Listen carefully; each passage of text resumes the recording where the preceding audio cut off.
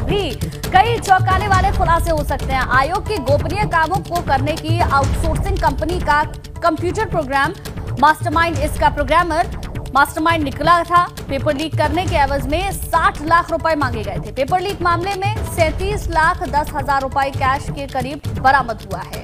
तो 60 लाख रुपए paper leak के एवज में मांगे गए थे और इसका खुलासा हुआ है। आज भी कई बड़े खुलासे होने की उम्मीद है।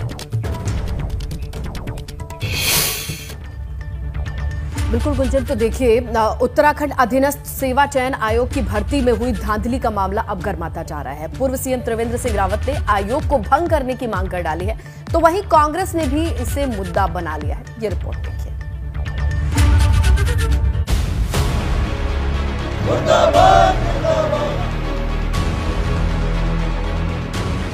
उत्तराखंड में अधीनस्थ चयन सेवा आयोग की भर्ती प्रक्रिया सवालों में घिर गई है।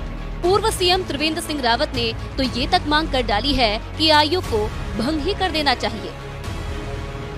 बहुत चिंता का विषय है कि हमारे जो सुयोग्य बच्चे हैं और कुछ शॉर्टकट चलने वाले लोग, कुछ रिश्वतखोर लोग हमारी उस एजेंसी को कहीं न कहीं प्रभावित कर रहे हैं। उसके बारे में विचार करने की आवश्यकता है, क्योंकि पिछला जो रिदम था जब कांग्रेस का, उस समय भी जब मैं सीएम बना था, उस समय भी इस तरह का घोटाला पकड़ में आया था। अब फिर इस तरह का घोटाला सामने आया है और मुझे ध्यान है कि उत्तर प्रदेश में भी एक बार बहुत पहले अधीनस्थ सेवा चयन आयोग बना था और इन्हीं कारणों से उसको फिर भंग करना पड़ा था।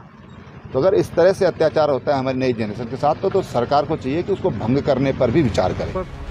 उधर सीएम पुष्कर सिंह धामी भी साफ कह चुके हैं कि आयोग के भीतर कोई रैकेट काम कर रहा है, जिसकी जांच करवाई जा रही है।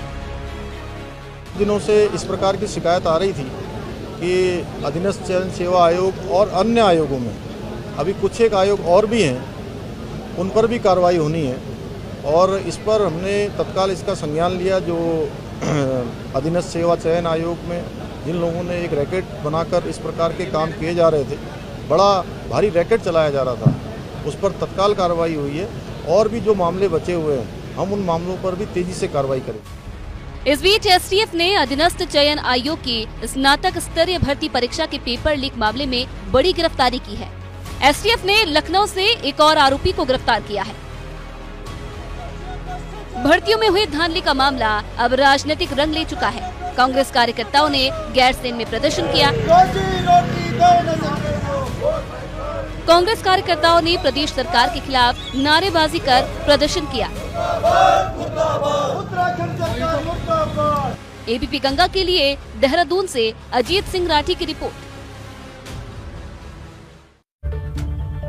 तो विरोध प्रदर्शन की तस्वीरें तो आ रही हैं, लेकिन एक्शन क्या लिया जा रहा है, ग्राउंड पर क्या चल रहा है, ये समझने के लिए रुक करते हैं हमारे सहयोगी विनोद का, और उनके पास जानकारी है। विनोद, देखिए जिस तरीके से विपक्ष की बात कर लें या खुद सत्ता पक्ष से ही त्रिवेंद्र सिंह रावत आते हैं, कहते हैं युवाओं के साथ खिलवाड़ है अगर ऐसी धांधलियां सामने आती हैं। अभी क्या चल रहा है, क्या एक्शन लिया जा सकता है?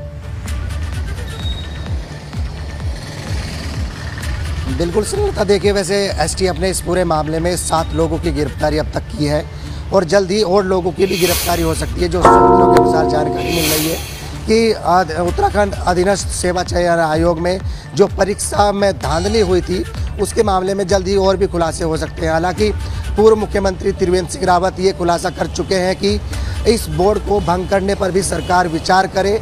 उसके लिहाज से काफ़ी महत्वपूर्ण ये है कि एसटीएफ ने जिस तरह से पूरे मामले का खुलासा किया है और कल भी एक मुख्य आरोपी को एसटीएफ ने दबोचा है, उससे ये सामने आई है कि जैसे ही परीक्षा का पेपर होता था वो लीक करता था और परीक्षा का पेपर छापने का भी वो काम करता था और उसके हिसाब से उसको 36 लाख रुपए की